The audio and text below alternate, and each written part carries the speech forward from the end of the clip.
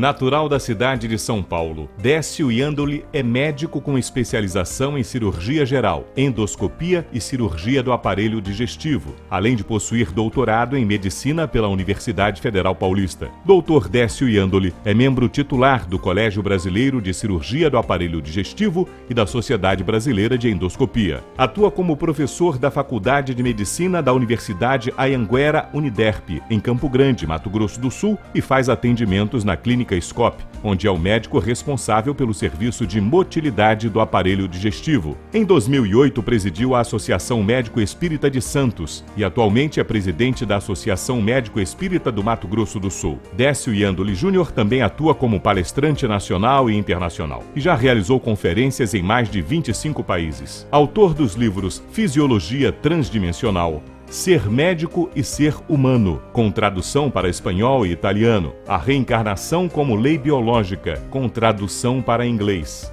Um Homem no Fundo do Espelho e da Alma ao Corpo Físico. Décio Iandoli também é um dos organizadores do livro Uma Nova Medicina para um Novo Milênio, a humanização do ensino médico, e também do livro O Cérebro Triuno. Já publicou uma variedade de artigos em jornais e revistas do movimento espírita, a exemplo da Revista Internacional de Espiritismo, O Reformador e Folha Espírita. Décio é um dos palestrantes mais queridos do movimento espírita pernambucano e sempre requisitado pelos participantes do CIMESP. É com muita alegria que recebemos mais uma vez no CIMESP Décio Iandoli, que abordará o tema Espírito, possuidor de inteligência, emissor do pensamento e plasmador da vontade. E agora, para todos nós, o Dr. Décio Iandoli Júnior.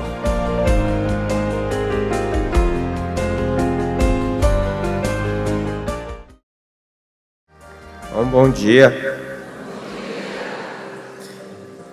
Eu sempre fico pensando que uma hora eu vou acordar. Não sei quando vai ser, mas tá bom o sonho do jeito que tá. É bom continuar desse jeito, né? Eu queria agradecer demais, antes da gente começar, ao CIMESP. Eu estava contando para o Mário, eu fiz as contas, esse é o meu 7º CIMESP. E é sempre uma alegria muito grande vir para cá. Então, eu queria agradecer a confiança da direção do CIMESP, do presidente, do Mário, e o carinho de vocês, né? Porque é muito bom estar aqui em Recife. Eu estava falando para casa que eu já estou até pensando em mudar para cá, porque o povo gosta de mim, eu não sei porquê. Obrigado. Né? Bom, agora que eu já fiz os elogios, vou fazer a queixa. Vocês viram esse tema? Brincadeira, né? Então, me perguntaram 2 vezes o que eu ia falar, eu não sabia direito, porque não decorei ainda o tema. Espírito, possuidor de inteligência, então o espírito já é um tema, né? Possuidor de inteligência, 2. Emissor do pensamento, 3. Plasmador da vontade, 4. Então, a gente tem 4 temas para serem dissecados. Então, eu optei por fazer assim, a gente vai abordar os 4 temas de maneira separada, isolada. Primeiro a gente vai falar o que é o espírito, depois o que é inteligência, depois o que é pensamento e, finalmente, o que é vontade. E aí eu vou tentar dar uma amarradinha no final para a gente ver como essas coisas se relacionam. Apesar de que eu acho que, na medida em que a gente for falando de cada um desses itens, a gente já vai fazendo a conexão, porque eles estão muito próximos, né? As coisas acontecem meio que ao mesmo tempo. E o que a gente vai fazer, com fins didáticos mesmo, para a gente tentar entender melhor como essas coisas se relacionam e a importância que elas têm, a gente vai falando de cada uma separado, já deixando os links prontos para, no final, a gente tentar fazer um fechamento. Tá legal? Então, a gente vai começar com o que é o espírito. E a gente vai usar, obviamente, o Livro dos Espíritos. Lá, na questão 23, a gente vê Kardec perguntar o que é o espírito. Eu já vou chamar a atenção para uma coisa interessante. Ele pergunta, nessa questão, na questão 23, ele pergunta o espírito com letra minúscula. Tá? Depois a gente vai ver, tem uma outra pergunta em que ele faz espírito com letra maiúscula. Então, ele já mostrou uma diferença aí. Tem alguma coisa diferente. A resposta dos espíritos é essa. o espírito é o princípio inteligente do universo. Bom, beleza. Então, o espírito é o princípio inteligente do universo. Como ele está falando do princípio inteligente do universo, obviamente que ele não está falando de individualidades, ele está falando de uma essência, de um todo, porque senão não seria do universo, né? A gente tem, sei lá, infinitas inteligências no universo, mas aqui ele usa a letra minúscula e a resposta dos espíritos é essa, tá? É o princípio inteligente do universo. Aí ele pergunta assim, lá na questão 76, que definição se pode dar aos espíritos? Aí ele usou espíritos com letra maiúscula.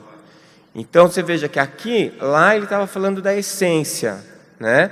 Aqui ele está falando da individualidade. E a resposta é essa.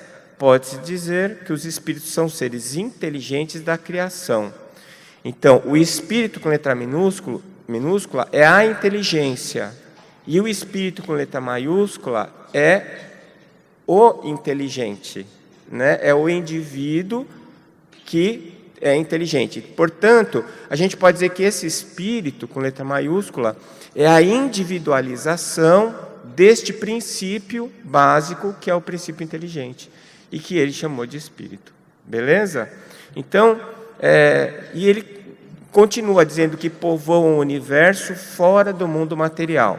Bom, aí ele está introduzindo um outro conceito. Porque fora do mundo material, eu tenho uma certa dificuldade aqui, porque a gente estudando a doutrina, a gente sabe que o desencarnado, o espírito desencarnado, ele tem perispírito. E perispírito é matéria. É matéria quintessenciada, fluídica, né? Mas é matéria. Então, a gente usa esse termo, matéria, ou mundo material, para os encarnados. Então, seria toda a matéria que vibra abaixo de 300 mil km por segundo, ou seja, essa matéria física que a gente está acostumado e que nós chamamos de realidade, né? Que na verdade é uma baita ilusão, mas tudo bem, isso é para um próximo seminário, a gente falar sobre isso. Hoje a gente vai ficar aqui no espírito, tá? Então, ele já está introduzindo um conceito de que esse espírito, que é essa individualidade, essa inteligência individualizada, esse espírito, ele povoa, né, o universo fora do mundo material. Então ele já está dando uma dica que talvez no encarnado a denominação seja outra. E aqui que começa um pouquinho a confusão, porque a gente vai abordar essa diferença entre espírito e alma, se é que existe. Tá certo? Então, vocês já devem ter tido essa dúvida, buscado no Livro dos Espíritos. Eles falam que que a alma é o espírito encarnado, tá? Então o Kardec perguntou para os espíritos, né, lá na questão 134, o que é a alma? E eles foram bem objetivos, é um espírito encarnado. Tá, então, se tiver desencarnado eu chamo de espírito, com letra maiúscula, tá certo? Se tiver encarnado eu chamo de alma, beleza? Aí ele pergunta assim, porque o Kardec era um cientista, né? E ele pergunta assim, tá, então a alma, o que era a alma antes de se unir ao corpo? E os espíritos respondem, o espírito. Aí Kardec fez a pergunta que eu faria. As almas e os espíritos, então, são a mesma coisa? Aí os espíritos respondem assim para ele, sim, as almas não são senão os espíritos, as almas não são senão os espíritos antes de se unir ao corpo, ou seja, o espírito, com letra maiúscula, está desencarnado. Quando ele encarna, a gente para de chamar ele de espírito, começa a chamar de alma. Deu para entender? Até eu me enrolei aqui. Fomos bem no final, saímos ilesos? Bom, gente, isso é um problema. Por quê? Em ciência, a gente tem um aforisma na nomenclatura científica. Porque assim, quando você vai escrever um artigo científico, você vira inimigo de sinônimo. Porque em linguagem científica, cada nome deve designar apenas uma coisa, e cada coisa deve ser designada apenas por um nome. Isso se chama precisão de linguagem. Quando você está fazendo uma transmissão na arte, por exemplo, de um texto literário, de um poema, você se utiliza de várias formas de comunicação diferentes para dizer a mesma coisa, que é para que a pessoa exercite, né, esse sentimento que você está querendo transmitir para ela de maneiras diferentes, que você consiga evocar nela aquele sentimento. Na hora que você está fazendo uma transmissão científica, não tem nada disso. Não tem que escrever bonito, não tem que escrever chique, não tem que escrever rebuscado, ao contrário, você tem que ser pão, pão, queijo, queijo. Tá? Cada coisa diz uma coisa, quando você está falando, aquela interpretação tem que ser levada ao pé da letra. E isso virou um problema, porque Kardec, como cientista, ficou incomodado. Eu não sei se vocês perceberam, como eu, nesse diálogo entre ele e os espíritos, que estão nas perguntas, como ele ficou no pé do espírito para dizer assim, mas espera um pouco. Então, como é que é? Me explica melhor, porque eu não posso ter dois nomes para a mesma coisa. E no final, ficou. Porque, pensa bem, o espírito com letra maiúscula, que é o princípio inteligente individualizado, que ele já usou o espírito com letra minúscula, quer dizer, já enrolou.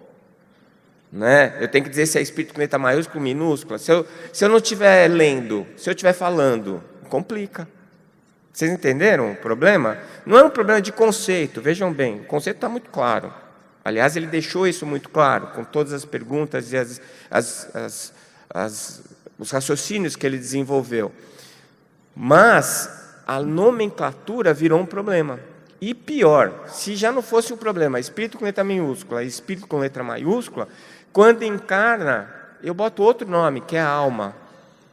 Então vejam bem, se eu estou aqui fazendo uma palestra e eu quero falar para vocês do espírito, mas não do perispírito, só da essência inteligente, eu vou ter que dizer o espírito desencarnado, e agora eu estou falando apenas do princípio inteligente. Vocês entenderam como fica complicado? E se eu usar a palavra espírito, eu posso estar falando só do espírito desencarnado, eu posso estar falando do espírito com o perispírito. Então ficou meio confuso essa parte. Que Deus me perdoe, eu não estou falando mal dos espíritos. Não é isso. Mas eu estou falando em termos de comunicação científica. O que para nós, hoje, né, é muito importante. Porque a gente está extrapolando os limites do espiritismo para o meio acadêmico.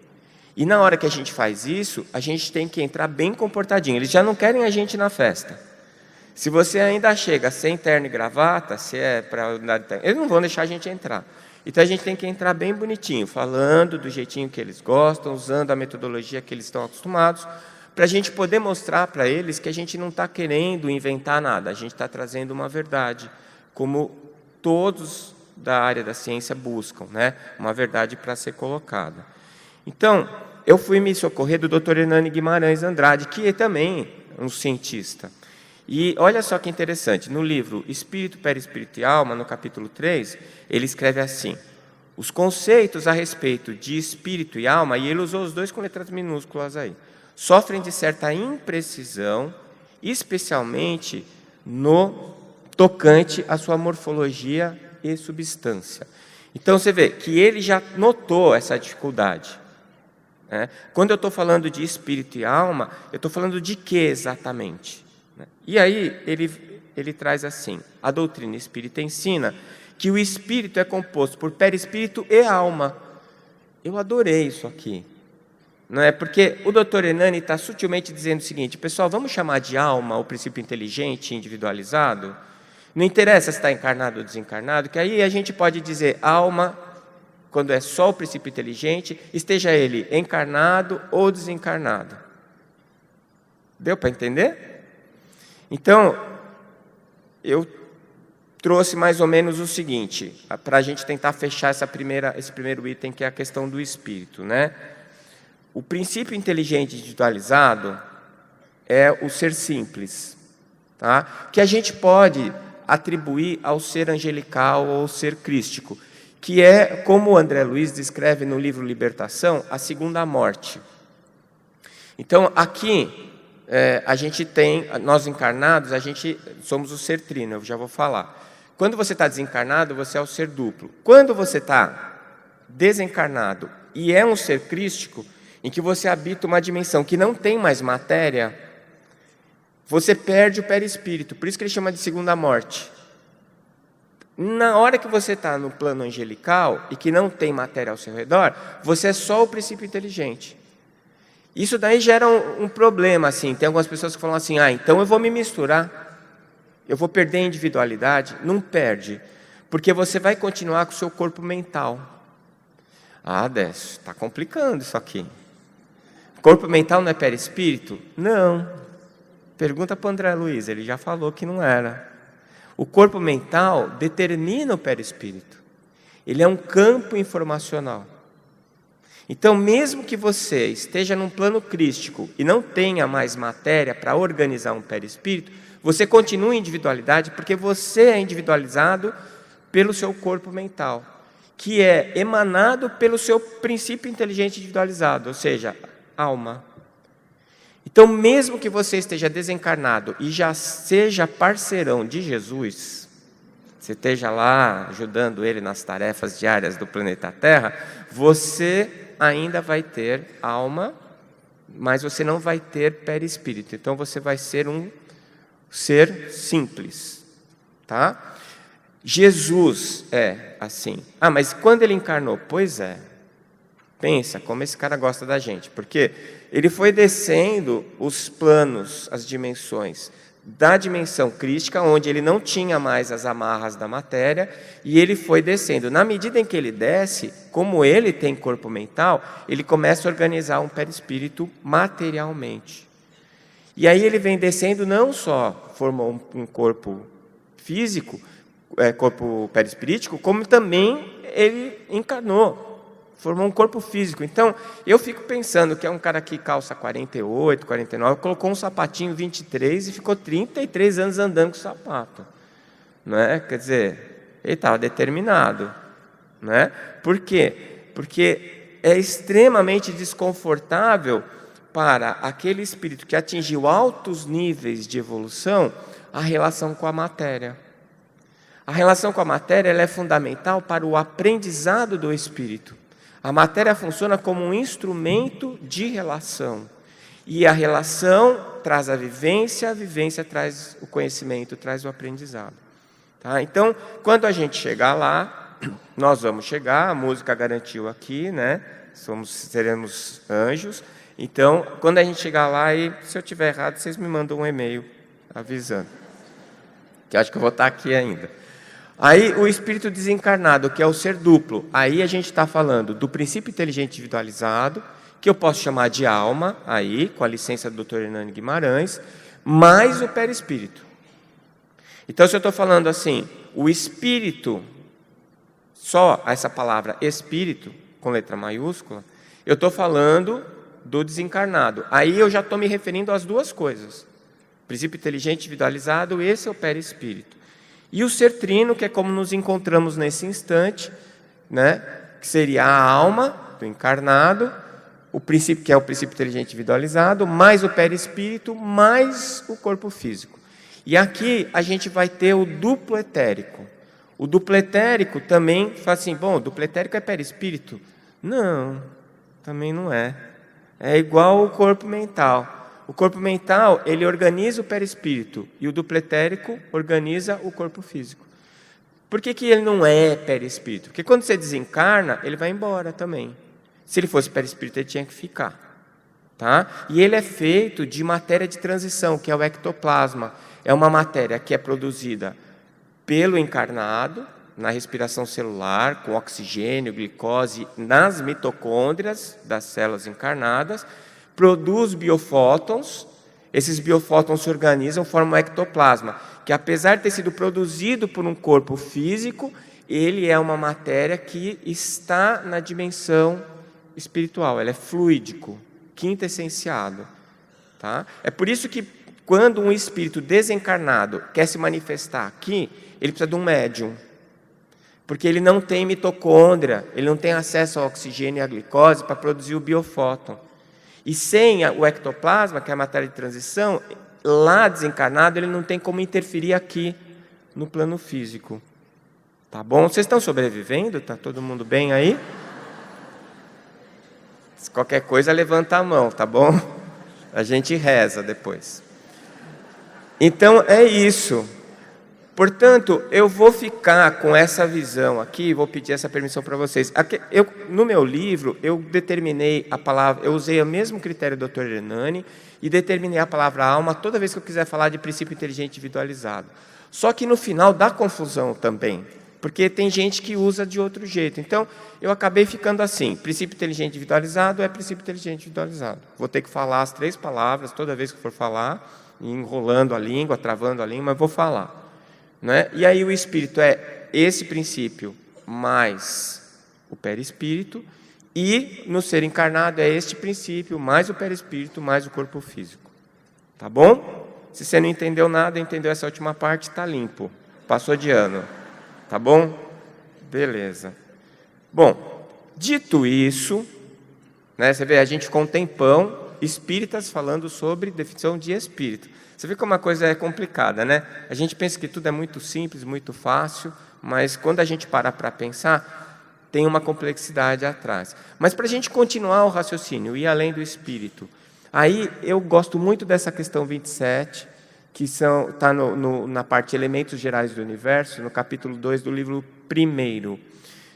O que é que está perguntado lá, né? O que o Kardec pergunta lá? Ele pergunta sobre o que há no universo, sobre a Trindade Universal. Vejam, não é para confundir com a Santíssima Trindade. A Santíssima Trindade, ela traz, de uma maneira bastante inteligente, na minha opinião, ela traz Deus, Jesus e o Espírito Santo.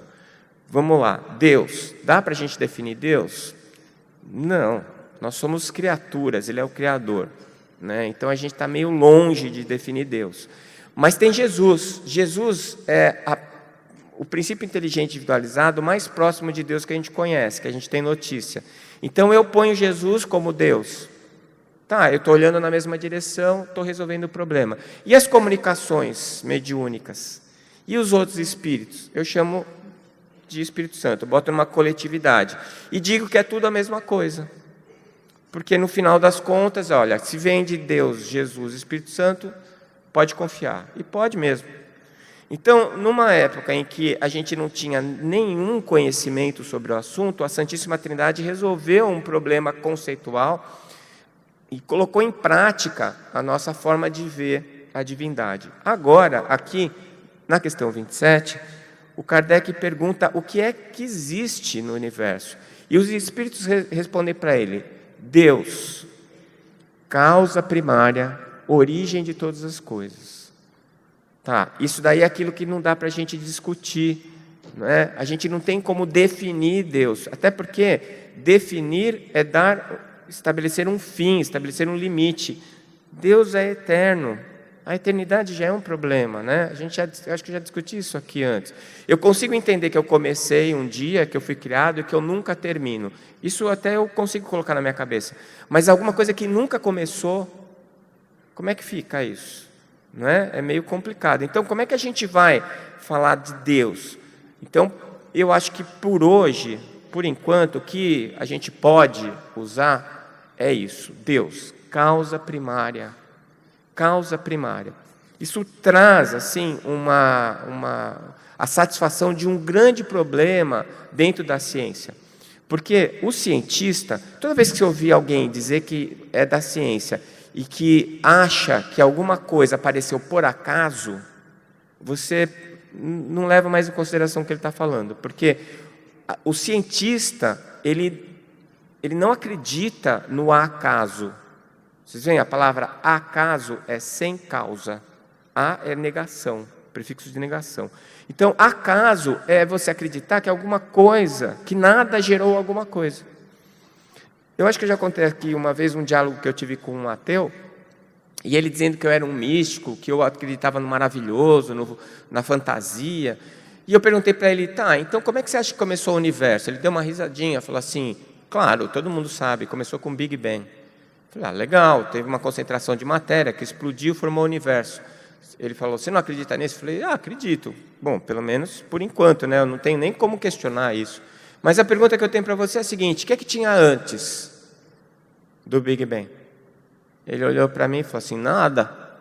Eu falei: então, você acha que o nada gerou um universo e eu sou o místico? Vocês entendem como é que a coisa funciona? Então, Deus, ele encaixa como um conceito científico, uma necessidade científica. É que, obviamente, a maior parte das pessoas que falam contra a religião, que falam que Deus não existe, eles estão falando de um Deus antropomórfico, do velhinho de barba, aquela coisa bem infantil que a gente ainda usa, mesmo nós espíritas. Porque é uma coisa meio de voltar para a infância, de você se acolher, né? É gostoso pensar no velhinho de barba, o cara bonzinho, que vai quebrar o seu galho. Não é legal isso? Então, a gente faz isso, mas assim, em termos racionais, eu acho que a gente tem que se livrar dessa imagem. Então, o Deus não é nem uma pessoa, ele não é um ser. Ele é o Criador de todas as pessoas, de todos os seres, de tudo. Então, onde é que eu chego? Eu chego que Deus é causa primária. Ponto. Por enquanto, vai ser o que nós vamos falar. Deus, causa primária. E aí, os espíritos falam uma coisa bastante interessante para Kardec. Deus, que é causa primária, plasmou duas coisas, duas naturezas de coisas. A matéria, que é o fluido cósmico universal. Vejam, a própria ciência está usando esse termo, fluido cósmico universal, para designar uma matéria elementar, uma partícula elementar, que os gregos chamaram de átomo, e que os cientistas deram o nome do átomo de átomo, imaginando que seria uma partícula indivisível. Não é, certo? E hoje, cada vez mais, os cientistas têm achado que, na verdade, esta partícula indivisível não é uma bolinha, é uma cordinha, né? Na teoria das supercordas. Bom, tudo que vem da matéria vem desse fluido cósmico universal. Então, toda vez que a gente usar a palavra fluido, a gente está falando de matéria. Tá certo? E a outra coisa, o princípio inteligente, que a gente já falou e que o Kardec perguntou e eles chamaram de espírito com letra minúscula. Certo? Deu para lembrar? Então, Deus cria e criará o tempo todo essas duas coisas. Fluido cósmico, que é matéria, e princípio inteligente. É claro que quando ele emana o princípio inteligente, ele emana esse princípio puro e ignorante, para que ele comece sua trajetória de evolução. E quando ele emana o fluido cósmico, ele emana o princípio elementar básico. Se for a cordinha, ele emana a cordinha, esperando que essa cordinha receba informação. E a informação vai fazer com que a cordinha comece a vibrar numa determinada frequência, numa determinada velocidade, para formar uma determinada partícula que vai se associando para formar um determinado tipo de matéria. Tá certo? Então, essas duas coisas, tudo que existe é uma combinação dessas duas coisas. Ou é só uma, ou é só outra. Na minha opinião, o fluido cósmico universal só existe desta maneira quando é emanado de Deus. A partir de então, a relação dele com as inteligências do universo faz com que ele se altere. Tá certo? Agora, o princípio inteligente vai virar indivíduo, né? Em determinado momento ele vai se individualizar e vai virar uma individualidade, vai virar alguém. E ele vai continuar essa evolução eternamente, até que ele chegue num ponto que não precise mais da matéria para continuar evoluindo, que é o momento em que a gente chega lá no último andar para ajudar Jesus a limpar o apartamento dele lá. Tá certo? Deu mais ou menos para entender? Portanto, tudo se resume nisso dentro da minha cabeça. Deus, matéria e princípio inteligente. E como é que essas duas coisas se relacionam? Elas se relacionam através de uma coisa que é bastante interessante, porque ela é alguma coisa e não é nada. Informação. Informação é matéria? Não. Informação é inteligência? Não. O que é informação? É informação. Não é? Então, na hora que eu dou informação, eu estou programando, eu estou caracterizando Tá? Pega essa ideia aí, guarda aí no bolso que a gente vai usar até o final da palestra. Tá bom? Então, essa trindade universal, ela se resume assim: Deus é inteligência suprema, que ela vem antes do princípio inteligente, olha só, né? Causa primária e origem de todas as coisas. O fluido cósmico universal, que é matéria em todas as suas formas possíveis, e o princípio inteligente, que é um elemento entrópico negativo. Pausa. O que é entrópico? Entropia é o grau de desordem de um sistema. Portanto, um fator entrópico negativo é um fator organizador. Tá? Então, a vida, que é a manifestação da inteligência no planeta, ela é um fator organizador. Tanto que quando você está vivo, o seu organismo funciona muito bem. Quando você vai embora, que o teu princípio inteligente abandona esse corpo, o que acontece com a matéria? Se desorganiza. A doutora Lynn Margulis, no seu livro O que é Vida, ela define de uma maneira muito feliz, na minha opinião, vida dizendo que são ilhas de ordem num oceano de caos. Né? Então, esse princípio inteligente, que é esse elemento entrópico negativo, quando ele se individualiza, ele vai formar o princípio organizativo da matéria, individualizado, que é a alma ou o espírito.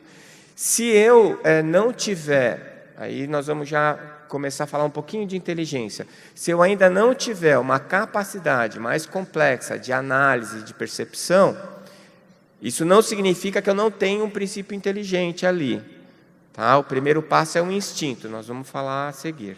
Tá bom? Então vejam, a gente já está começando a conectar as coisas, mas eu espero que vocês estejam me acompanhando. Mesmo os que estão desdobrados, eles podem continuar acompanhando isso pelo plano espiritual. Vamos voltar para o Kardec.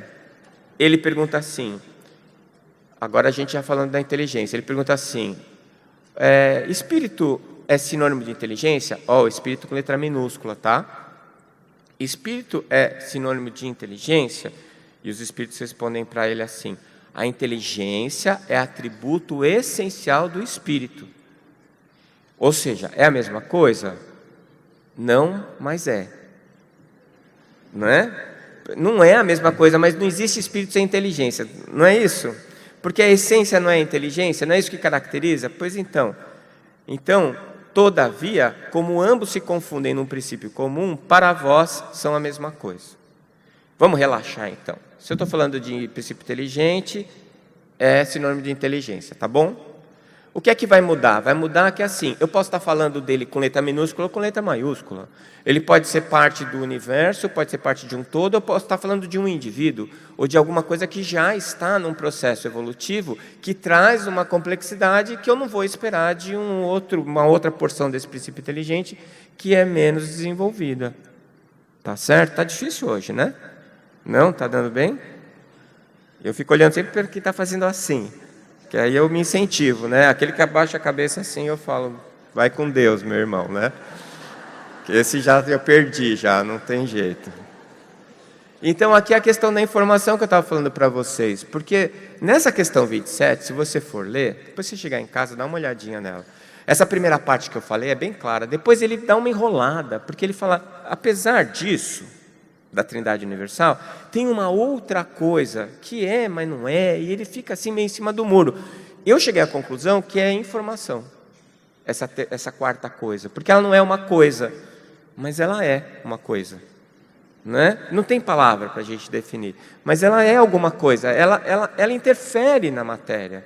Aliás, é como a inteligência interfere na matéria. Então, é como se, guardadas as proporções, é como se a informação fosse o ectoplasma, sabe? Do desencarnado para atuar no encarnado, para ele fazer essa ligação, ele precisa do ectoplasma. A informação seria mais ou menos isso.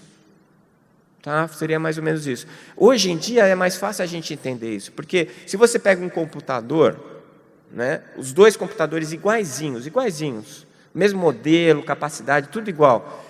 E aí você abre um, aparece uma coisa, você abre outro, aparece outra coisa. Em um você consegue fazer determinadas tarefas que em outro você não consegue fazer. Qual a diferença entre eles? Os programas. O que é um programa? É algo que foi programado. O que é aquilo? Informação.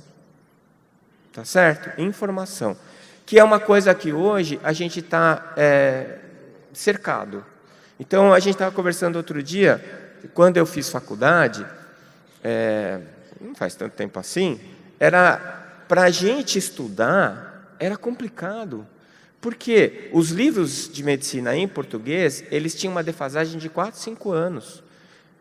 Os livros que tinham em inglês, eles tinham uma defasagem de 1, 2 anos. Por quê? Até o cara escrever o livro, publicar o livro, vender o livro, né? E depois ainda ser traduzido. Então tinha uma diferença muito grande.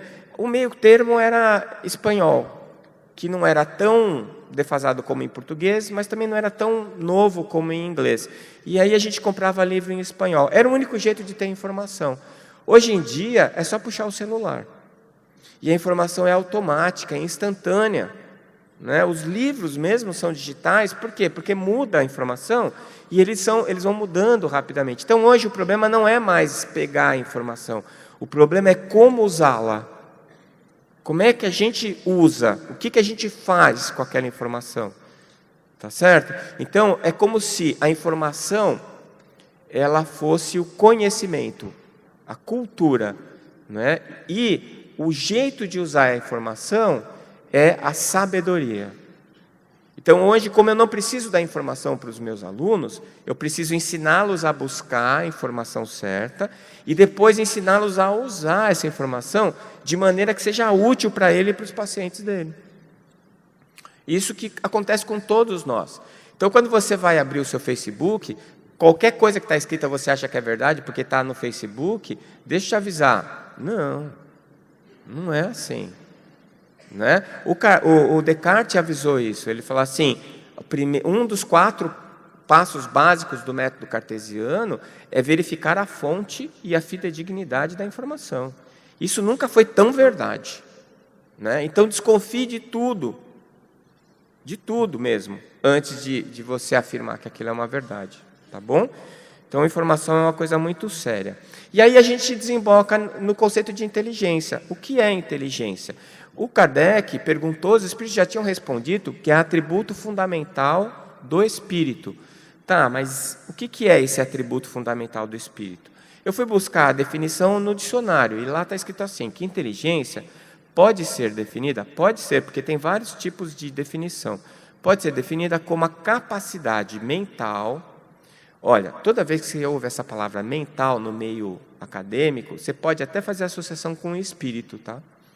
Porque a definição de mente e consciência deles é bizarra. Eles não conseguem a definição. David Calmer já mostrou isso, levantou 20 mil artigos e não conseguiu definir mente. 20 mil artigos que tentavam definir mente. Por que eles não conseguem? Porque eles tentam reduzir tudo à matéria. Eles tentam uma definição dentro de limites estreitos que são extrapolados pelo espírito. Tá bom? Então, a inteligência é a capacidade mental ou do espírito de raciocinar, planejar, resolver problemas, abstrair ideias, compreender ideias e linguagens e aprender. Tá certo? Tudo isso são atributos, né, são características do que a gente chama de inteligência. E o instinto? Ele independe da inteligência? Kardec perguntou lá na questão 73. E aí os espíritos respondem, não, precisamente porque é um tipo de inteligência. O instinto é uma inteligência não racional. Ou seja, é o seu núcleo básico. Quando a individualização do princípio inteligente, eu imagino assim, tá? E eu estava lendo A Memória e o Tempo, do Hermínio Miranda, ele também coloca dessa maneira, eu fiquei bem contente de encontrar isso lá. Esse núcleo psíquico, dessa individualidade que se forma, ele é composto por instinto, que é inteligência, mas é uma inteligência rudimentar, vamos colocar assim, tá? É uma inteligência básica, é uma inteligência pré-programada. Não é uma coisa que vai ser pensada, raciocinada, discutida, ela é simplesmente uma consequência, tá certo? É como o arco reflexo. Você sabe o que é arco reflexo? Você está andando pela praia, aí você pisa num caco de vidro, na hora que o caco de vidro entra no seu pé, e provoca uma lesão na sua pele, isso gera dor, né? Por estímulo dos receptores que estão lá no seu pé. Esses estímulos geram um potencial de ação, uma onda neural, elétrica, que sai lá do seu pé e vem para a sua medula espinhal. Antes de subir a informação para o seu córtex, para você falar assim, puxa, pisei em alguma coisa, nossa, deve ser um caco de vidro, vou falar o palavrão, né? Antes de acontecer tudo isso, você já tirou o pé. Quem mandou você tirar o pé? A medula. A medula faz assim, estímulo doloroso, movimento de afastamento do estímulo doloroso. Isso é automático. Pode-se dizer que é uma inteligência? É uma programação. E é automática, portanto é instintivo. Você tira o pé instintivamente antes de tomar consciência do que está realmente acontecendo. Isso mostra que esse núcleo básico do psiquismo, que é ali o teu instinto, está lá ainda. E a pergunta que a gente pode fazer, eu já me fiz essa pergunta algumas vezes, é assim, e quando eu chegar lá? Quando eu estiver lá no mundo crístico, na dimensão crística, será que o meu instinto vai estar no mesmo lugar? Eu acho que sim.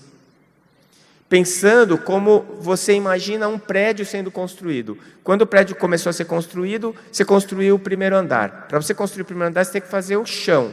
Para você fazer o chão do primeiro andar, você botou um tijolinho lá. Você já está no 29º andar. Cadê o chão do tijolinho do primeiro andar? Está lá. Fazendo o quê? O que ele sempre fez. Né? Só que agora tem tanta coisa em cima que ninguém para pensar no tijolinho. O que eu imagino é isso. Quando o nosso espírito chegar num nível de consciência, de desenvolvimento pleno, angelical, aquele instinto, apesar de estar lá, ele não vai ser perceptível. Por quê? Porque ele é plenamente atendido pela inteligência que se desenvolveu em cima dele. E ele não vai ser mais necessário nem percebido. Tá? Hoje, nós, em relação aos animais, o nosso instinto aparece menos que o deles, mas aparece também. Não é só alguém furar uma fila na sua frente, o teu instinto já aflorou, você já, né, vira bicho. Não é assim que a gente fala? Vira bicho. Por quê? Porque você desce o andar da casa mental, você vai lá para o porão e bota para quebrar. Não é assim? Aí depois você fala, não posso, eu sou cristão. Aí pede desculpa, mas já xingou, tirou o cara um tapa da filha e assim por diante. Tá certo? Então, o instinto é essa inteligência rudimentar. Tá? Se a gente for buscar no dicionário, está escrito assim, os instintos são padrões herdados de respostas ou reações a certos tipos de situação ou características de determinadas espécies. Então, ele está relacionando bem o instinto com a matéria, com as espécies, e é fácil da gente perceber isso. Tá? Quando a gente fala de instinto, a gente está falando basicamente de sobrevivência, tanto do indivíduo quanto da espécie, porque as duas coisas básicas do instinto é o quê? Sobrevivência e reprodução. Né? Isso é necessário? Fundamental. Fundamental. Quem que está lutando pela vida aí? Quem está na frente ou quem está atrás? Os dois. Os dois. Né? Então, aliás, a chita, eu sou um viciado em programas de animais, então eu sei bastante coisa sobre os bichos. A chita, que é esse felino que está atrás, tentando pegar o cervo, ela é o animal mais rápido do planeta. Só que ela gasta toda a energia dela para correr. E se ela não pega a presa, ela gastou o tanque e não conseguiu abastecer. O risco dela morrer é altíssimo. Tá certo? E como as hienas sabem disso, elas ficam sempre perto das chitas. Porque a chita, se der trabalho, se o cervinho der trabalho, quando ela pega o cervo, ela está tão esgotada que ela não consegue comer. Ela fica sentada do lado para conseguir forças para poder comer. A hiena vem e rouba o cervo dela. Você vê que a vida dela não é fácil. A gente olha, né, acha que ela é dona do pedaço. Não é. Então, os dois estão querendo sobreviver. Os dois estão lutando pela vida e pela sobrevivência. Isso faz parte do instinto. Por isso que eu chamo o instinto de inteligência automática. É tipo assim, em caso de emergência, aperte o botão vermelho. Tá certo? E o botão está lá. E a hora que aparece alguma emergência, botão vermelho. Certo? E aí você vai ter desencadeado uma série de reações que você não precisa pensar, elas vêm sozinhas e que vão tirar você de uma fria, tá? Nas situações de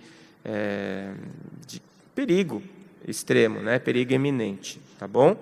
Então, a inteligência e o instinto, como os espíritos explicaram para Kardec, não são coisas separadas, diferentes. Elas são estágios de evolução de uma mesma coisa.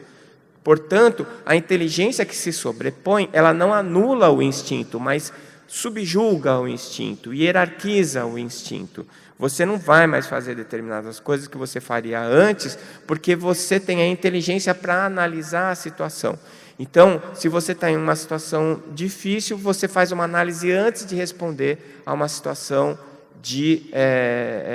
a responder de uma maneira instintiva. Eu uso esse exemplo sempre, o pessoal acha engraçado, mas é meio verdade. Se você está no teu emprego e o teu chefe é um chato, e ele vai lá e te ofende, e você tem vontade de pular no pescoço dele, apertar até ele ficar roxinho. Aí, na hora que você vai fazer isso, você pensa, não posso, porque aí eu vou ser demitido, eu vou preso, eu vou perder o emprego, eu preciso do salário e assim por diante. Aí você faz uma análise, você fica morrendo de raiva, tem uma úlcera, mas você não faz nada. Você dá um sorriso e fala, tá bom, chefe, eu vou fazer desse jeito que você está pedindo. Aí você sai de lá, vai buscar outro emprego. Você fala, não aguento mais, cara. Aí você vai, planeja, consegue outro emprego, ganhando melhor, o teu chefe agora é super legal, você vai lá e esgana o outro chefe. Então você fez um pensamento, você não agiu instintivamente, você planejou, você fez toda uma análise da situação para tentar otimizar os resultados daquilo que está acontecendo com você. Então, o instinto você teve, não é? Como você tem o instinto de tirar o pé do caco de vidro, mas aquilo fica subjugado. Tem um reflexo que é até famoso, porque em desenho sempre aparece, né? Chama reflexo patelar. Você vai no neurologista, ele vai pesquisar os teus reflexos, ele coloca a tua perna pendurada na maca, pega um martelinho de borracha e bate no tendão patelar. E aí o seu pé é para fazer assim, né? Ir para frente. Não é isso? Tá. Mas se eu falar para você que eu vou fazer e você prestar atenção no seu pé, o seu pé não vai para frente. Ah, então seu reflexo está ruim? Não, você bloqueou o reflexo. Entendeu? Ou então você simula o reflexo. Será que se eu fizer bem forte, ele vai falar que eu estou bem? Aí ele bota o martelinho e você dá uma bicuda nele. Mas você que deu a bicuda, não foi a medula. Né? Ou então você fala assim, será que se aparecer, se meu pé mexer é porque eu vou ter que operar? Aí você segura o pé. Ele fica batendo lá até ficar roxo e o seu pé não sai do lugar. Por quê? A medula está mal, o reflexo não está... Não, você bloqueia, você interfere. Isso que eu chamo de hierarquização do instinto. Tá? Ele está lá, mas ele agora responde, né, a outros comandos superiores àquele anteriormente. Bom, e o que é pensamento? Estamos indo, hein, pessoal? Está chegando lá, calma. O que é o pensamento? Bom, pensamento é matéria. Então, eu escrevi um artigo uma vez falando isso, e alguns colegas bem importantes, pessoas que eu considero bastante, me criticaram, falando que não tinha nenhuma evidência sobre isso. Eu fui reavaliar, busquei em André Luiz, busquei em Kardec. Gente, desculpa, a culpa não é minha, reclama com Deus. Pensamento é matéria, tá certo? Tanto que o André fala da partícula do pensamento, né? Ele usa esse termo, tá certo? Agora, é uma matéria igual essa que está ao nosso redor? Claro que não, né? É uma matéria supraluminal. Não sei se lembram, alguém já acha familiar essa frase? A minha casa fica lá de trás do mundo, mas eu vou em um segundo como quando começo a cantar. E o pensamento parece uma coisa à toa, mas como é que a gente voa quando começa a pensar? Né? Lupicínio Rodrigues. Quem trouxe essa música e falou a associação com o pensamento foi a doutora Irvênia. Né? Como eu sou fãzão dela, eu já pedi licença e peguei para mim. Porque ela diz assim, que os poetas dizem com beleza as verdades que a ciência vai descobrir no futuro. E é bem isso mesmo, né? Quer dizer, o pensamento é uma matéria, mas que caminha a uma velocidade acima da velocidade da luz, é quase que instantâneo, né? E o Lupicínio Rodrigues já tinha percebido isso. Então, o que seria especificamente o pensamento? Uma matéria sutil ou fluídica, emanada do espírito, letra maiúscula, para veicular as ideias ou sentimentos geradas no princípio inteligente individualizado. Tá certo? Vocês veem que eu usei aqui a palavra espírito com letra maiúscula e falei de princípio inteligente individualizado. Sabe por quê? Quem faz com que o pensamento apareça é o princípio inteligente individualizado. Porque é a inteligência, ela é que gera o sentimento ou a ideia. Mas a matéria que vai ser animada para virar um pensamento e ser emitida está no perispírito, portanto, espírito. Tá bom? Aí você vai falar assim para mim, então quando eu estiver lá junto de Jesus, que eu não tiver mais perispírito, eu não penso mais. Pensa. Mas quando você emite esse pensamento na direção dos planos inferiores, quando esta força, quando esta informação atinge os planos inferiores, vai animar a matéria para gerar o pensamento. Não tem pensamento sem matéria, como não tem luz sem matéria, quando não tem som sem matéria. Não é? O som, ele não se propaga no vácuo. Por quê? O som é a vibração do ar. Não é assim?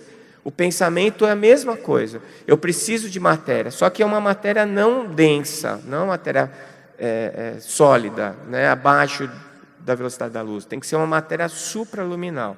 Tá? E é aí que a gente imagina que as coisas acontecem. E funciona mais ou menos como as ondas eletromagnéticas que trazem as imagens e o som da TV ou do rádio. Então, assim, ninguém está vendo a Globo aqui, o sinal da Globo. Mas se eu pegar uma TV que tenha um sintonizador e eu consiga ajustar na frequência de onda que está trazendo o sinal da Globo, eu vou, usando um aparelho de TV, decodificar as informações que estão naquela onda eletromagnética e vai aparecer a imagem na minha tela. Tá certo? É mais ou menos a mesma coisa. Quer dizer, no momento em que eu tenho uma ideia ou um sentimento, isso move a matéria do meu perispírito. E essa matéria instruída, que recebeu a informação pertinente ao que eu senti ou à ideia que eu tive, ela é emitida. E ao mesmo momento em que eu emito esse pensamento para o espaço, para o éter, ele fica condensado na minha atmosfera psíquica, que a gente chama de aura. Então, a minha aura é exatamente aquilo que eu penso. Todo pensamento que eu emito fica uma amostra grátis na minha aura. E ela vai ficar ali, saneando ou desequilibrando a minha psique. Por quê? Porque ela fica reverberando na minha atmosfera psíquica. O André Luiz chamou isso de larvas mentais. Então, se você é aquele cara, ó dia, ó azar, ó mês, ó ano, né? Não vai dar certo, o mundo vai acabar, tudo é uma droga. Né? O que isso está gerando? Gera um pensamento que depois, quando você quiser sair disso, ele te retroalimenta. Você volta a pensar naquilo, mesmo que inicialmente você não esteja com a intenção de fazer. E o inverso é verdadeiro, essa é a boa notícia. Se você fica, não, que dia lindo, nossa, o mar, que maravilha, eu adoro ver o mar. Toda vez que eu olho o mar eu fico emocionado. Isso gera a mesma coisa, um repetidor na minha psicosfera que vai fazer com que eu me sinta bem, que vai me trazer bem-estar. Então, se você é um pessimista, você vai ser infeliz por opção, é escolha. Se você é um otimista, você vai ser feliz por opção também. Né? Eu tenho uma parente que eu achei engraçado, uma vez ela falou assim, eu detesto aquela menina que trabalha comigo, eu não suporto ela, eu já fico esperando a hora que ela vai entrar, porque já dá até dor de estômago. Eu falei, por quê? Ela é muito chata. Não, é feliz. Ela está sempre de bom humor, quem é que acorda de bom humor? Pô, coitada, quem está doente é ela, não é a menina que está bem, né? Está feliz, deve estar nem aí para o mau humor dela. Né? Então você veja como é engraçado, porque a gente não consegue ver a coisa de outro jeito. Como a aura é a tua psicosfera, é o que você vê imediatamente perto de você. Só que é o que você criou que você vê, não é o que é. Né?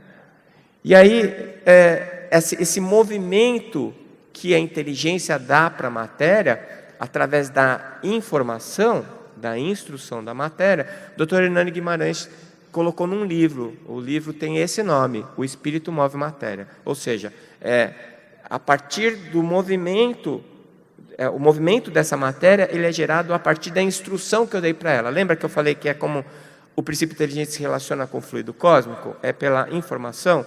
Pois é. Quando você emite um pensamento, é como se você estivesse emitindo um ser. Porque ele tem um quantum de inteligência, que é a instrução que você determinou para ele, e ele tem uma matéria que o anima, que é o que vai transportar ele, para ele ser decodificado onde houver um receptor. Então, quando eu emito um pensamento, onde tiver alguém que tenha uma frequência de onda semelhante à minha, vai receber esse pensamento, mesmo que seja subliminar, mesmo que seja subconsciente. Tá legal? Então, essa é a questão do pensamento. Bom, o pensamento, ele carrega essa informação que é determinada pelo sentimento ou ideia. Portanto, do jeito que eu estou colocando para vocês, não sei se vocês perceberam, o pensamento, ele não é produto imediato do princípio inteligente. Tá certo? Ele é uma modificação da matéria. O produto imediato do princípio inteligente, ele é o sentimento ou a ideia. Tá certo? Então, se tiver alguém da física, psicólogos, filósofos, vai ter gente que vai falar, não é nada disso. Tenta se despir do conceito da palavra que você tem e vem para o conceito que eu estou apresentando.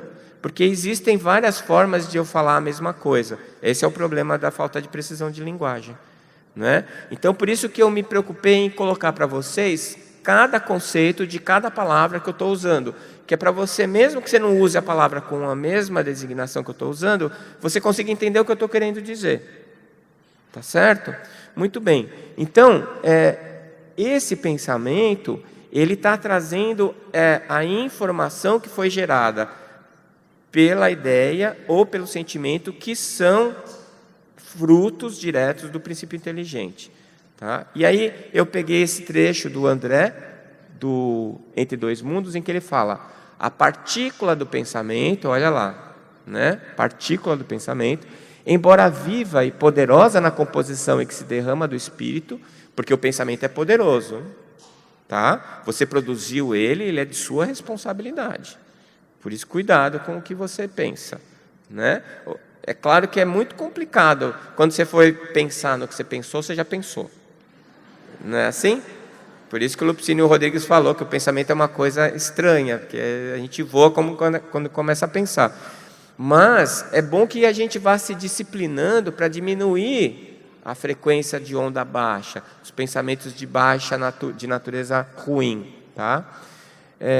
Então ele fala que, apesar desse pensamento ser poderoso, e que a produz, é igualmente passiva diante do sentimento que dá forma, natureza para o bem e para o mal. Então veja, o que eu coloquei para vocês é exatamente o que eu ouvi do André Luiz. Tá? O pensamento, ele é moldado pelo sentimento, pela ideia. Tá certo? Para o bem ou para o mal, aí vai depender de você. Tá certo? Bom, quando a gente fala um pouquinho da fisiologia do pensamento, que é como funciona, a gente vai entender que a característica do pensamento depende do sentimento da ideia que lhe deu origem. Tá? Então, um pensamento bom é aquele que tem uma informação positiva, e o pensamento ruim é que tem informação negativa. E o André também nos ensina, ele é denso e de ondas longas, tá? Quando ele é um sentimento desviado do amor. Tá certo? Porque assim, acho que já falei isso aqui, Deus não criou o mal. Né? Deus criou tudo. Pois é, então o mal não existe. O mal é a ausência do bem. Tá certo? Ele não ia criar o mal. Ele só criou tudo que é positivo e harmonioso. A ausência desse bem é que nós chamamos de mal. O efeito da ausência nós percebemos como mal. Tá certo? Então, quando eu estou com um sentimento ou uma ideia que está desviada da criação, ela é emitida através de um pensamento de ondas longas. Essas ondas longas, elas têm um alcance curto e elas têm uma baixa penetrância. Ou seja, se você olhar para o seu vizinho do lado e desejar que ele quebre a perna, mas ele está do seu lado pensando, puxa, que cara simpático esse do meu lado. O que está acontecendo ali? O cara que está te achando simpático está se revigorando. Ele está emitindo ondas de alta frequência, está elevando o padrão vibratório do perispírito dele, está encontrando paz e bem-estar. E o outro que está desejando que o cara quebre a perna, ele está se desequilibrando, encontrando desarmonia e mal-estar. Por isso que eu digo assim, eu preciso perdoar o João porque ele fez tal coisa para mim. Mas ele não merece o meu perdão. Bom, o perdão não é para o João, é para você. Porque a raiva que você tem do João é a toxina que está te matando. Se o João ele gostar de você, ele não está nem aí para o seu ódio. Para você prejudicar o João, ele tem que aceitar o seu convite. Ele tem que aceitar não gostar de você como você não gosta dele. É por isso que você tem que chegar lá e falar, aqui, João, eu não gosto de você, eu acho você um cara muito chato, e a partir de hoje tenha raiva de mim. Se ele tiver raiva de você, aí ele vai começar a passar mal, aí você pode ficar feliz. Mas se isso não acontecer, ele só vai se incomodar se ele tiver um pensamento ruim em relação a você. Então, na hora que você emite o pensamento, aquela frequência de onda funciona como um diapasão, que vai regular a tua frequência com a frequência do que você sentiu. Deu para entender isso aí? Então, se você quer ser feliz, é uma opção tua, você não precisa de ninguém, é só você passar a vibrar amor. Então, Deus, Ele criou as suas leis perfeitas, a gente tem essa característica. O pensamento ruim, além dele ter uma onda que não chega longe, se ela bate em alguém que está com uma frequência melhor, não penetra. Em compensação, se eu tiver um pensamento de alta frequência, o que vai acontecer? Essa alta frequência, um pensamento de amor, ele vai informar a matéria, formar um pensamento de alta frequência, né? E isso tem um longo alcance e tem uma alta capacidade de penetrância. Então, se eu estiver rezando para o seu bem, mesmo que você me odeie, você vai receber esse bem. Mas antes de você receber esse bem, eu que estou emitindo o bem, já estou bem. Né? Quer dizer, a primeira pessoa prejudicada e a primeira pessoa beneficiada pelo pensamento é quem emite. E para que esse pensamento tenha efeito e exerça o seu poder, a outra pessoa precisa estar em sintonia, se for ruim, mas simplesmente receber se for bom. Né? Então, esses pensamentos sincronizados com o pensamento divino. Então, a doutora Marlene, no seu livro Obsessão e Suas Máscaras, que, aliás, a Associação Médico Espírita de São Paulo está começando, até o dia 4 agora de agosto, você pode fazer a inscrição pela internet no site da Associação Médico Espírita de São Paulo e fazer um curso, Obsessão e Suas Máscaras, com a própria doutora. Não é transcomunicação instrumental, não. É que ela deixou o material gravado, eles editaram e agora vai ter o curso. É gratuito e você faz pela internet. Né? Eu acho que vale a pena. E nesse livro dela, Obsessão e Suas Máscaras, que é um livro maravilhoso, ela fala que o pensamento condiciona o cérebro. E é verdade. Então, vamos tomar um exemplo da depressão? Se você é aquele cara que está triste, aconteceu alguma coisa ruim na sua vida, você ficou triste. Aí aconteceu uma outra coisa ruim, logo em seguida. Você ficou mais triste ainda. E aí você chegou à conclusão que sua vida é miserável, que está tudo uma droga, ó dia, ó azar, ó mês, ó ano, e você fica assim. Minha vida é uma porcaria, Aí começa a aparecer um monte de coisa legal, mas você não percebe, você fica só naquele padrão. Aí um certo dia alguém fala para você assim, você vem assistir uma palestra no CIMESP, mas entre uma cochilada e outra você ouve o Décio falar assim, não, você precisa mudar a frequência de onda. Aí ele fala assim, bom, vou fazer isso. Só que ele não consegue mais. Por quê? Porque o cérebro dele se acostumou a produzir os neurotransmissores. As células produzem o neurotransmissor por demanda. Então, se eu produzo muito neurotransmissor supressor, ele vai produzir uma supressão da minha atividade neural. Entende? Aí, nessa hora, eu preciso do remédio.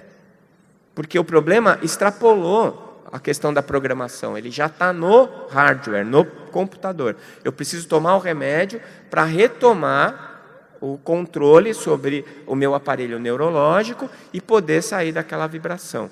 Então, a doutora chama essa atenção. E não só ela. Ernesto Bozano também, Em Pensamento e Vontade ele fala sobre isso.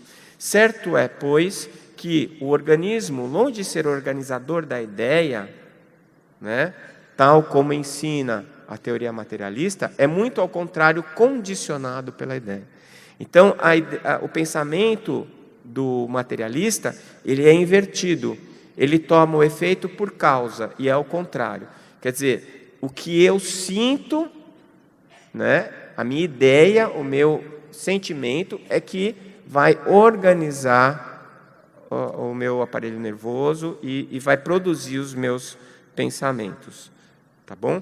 Então, o primeiro efeito do pensamento é sobre quem emitiu, a gente já falou sobre isso. O efeito sobre o próximo depende da sintonia do outro, a gente também já falou sobre isso, né? Se for de alta frequência, alta penetrância, de baixa frequência, baixa penetrância. Faltou quem? A vontade. Não pode faltar vontade, viu, pessoal? Por quê? Porque a vontade é alguma coisa que é produzida pela nossa essência, pela nossa individualidade. Então, quando eu faço prece, quando eu vou pedir alguma coisa, né, antes de subir aqui para falar no semestre, eu faço a minha prece lá, eu digo assim, sempre, porque eu acredito nisso. A única coisa que eu posso oferecer é a minha vontade. A vontade é minha. Eu não posso pegar a vontade emprestada. Eu não posso importar a vontade. Eu não posso comprar a vontade. Eu tenho que produzir. Eu tenho que plasmar a minha vontade. Como é que eu faço isso? Está lá dentro. É a minha determinação de realmente acreditar que aquilo é importante fazer. De realmente fazer aquilo e fazer, de preferência, com amor, com prazer. Não é? Vocês vieram para cá hoje, acordaram cedo, não acordaram? Na hora que você abriu o olho, que tocou o despertador, você não chegou a pensar, será que vale a pena? Hoje é sábado. Não é? Vocês não pensam isso? Ou só eu? Aí você pensa assim, não, mas é o semestre, se eu não for agora, é só o ano que vem. Aí você já levanta animadinho. Né? Fala assim, oba, vamos tomar um café, vou encontrar o pessoal, as palestras vão ser legais. Pronto, a tua vontade te mobilizou e fez com que você se colocasse em movimento. Né? E a vontade é uma coisa genuinamente tua. Não tem como mudar isso. Então, ninguém se esforça para alguma coisa que ela não quer. Então, é aquela história. Às vezes eu vejo isso na faculdade de medicina. Ainda tem muito aluno que está fazendo medicina porque o pai e a mãe querem. E você olha na cara do guri e você vê que não está legal. Não é? Você olha para ele, ele está ali se esforçando, mas ele não tem vontade. A vontade que está fazendo ele ir é a vontade de agradar e de satisfazer os pais. Ela é insuficiente para ele ser um bom médico. Ele precisa realmente querer aquilo para ele. Isso vale para todo mundo, em todas as nossas áreas. Se você realmente não está imbuído, não está acreditando que aquilo realmente é importante e vale a pena, você não consegue sair do lugar. E se você sair, vai ser pelo motivo errado. Se sair do lugar é pelo motivo errado. Tá certo? Então, é muito importante que a gente analise isso, porque a vontade é a única coisa que a gente tem para oferecer. Assim, puxa, mas você estudou para falar essas coisas, você buscou os livros. Mas para eu buscar, eu precisei ter vontade. Não é? E mais, para eu entender o que eles estavam dizendo quando eu estava lendo, eu precisei ter vontade. Então, em última análise, o que eu estou trazendo para vocês, de conhecimento, nada é meu, não sei se vocês perceberam, não tem nada meu aí. A única coisa que tem minha aqui é a vontade. A vontade de aprender, a vontade de comunicar, a vontade de trazer para vocês isso que eu estou trazendo. E a vontade de que seja útil para vocês, o desejo de que isso traga alguma coisa de produtivo, de útil para vocês. Então, o objetivo demanda a vontade. Né? Não pode ser emprestada, mas pode ser evocada. Eu posso te convidar, eu posso te mostrar como eu fico feliz. E isso gerar em você a sua vontade, não é mais a minha. Tá certo? Então, eu não posso impor. Né? E se eu tentar fazer isso, eu vou gerar dor, tá? Dor e sofrimento. Agora, também não dá para ignorar, né? Não dá para ignorar. Você está com aquela vontade de comer uma pizza. Dá para ignorar? Não. Você fica cantando, pega o evangelho, mas você já começa a sentir gosto de pizza, cheiro de pizza. Não dá para ignorar. Você pode enfrentar, você pode combater, mas vontade é vontade. Então, o que a gente precisa fazer é direcionar nossa vontade para a coisa certa, para uma coisa produtiva. E aí entra o conhecimento. Tá? Agora, cada um de nós tem um perfil específico, como se fosse, né, a sua impressão digital. A vontade é o que mobiliza o espírito, é assim que eu concluo. E só depende do espírito, por isso em letra maiúscula. Portanto, a vontade é o combustível da alma. Eu posso ter uma Ferrari maravilhosa, novinha, se não tiver combustível, não sai da garagem. Tá certo? É fundamental. Então, concluindo, para tentar fechar o nosso título. Espírito, possuidor de inteligência.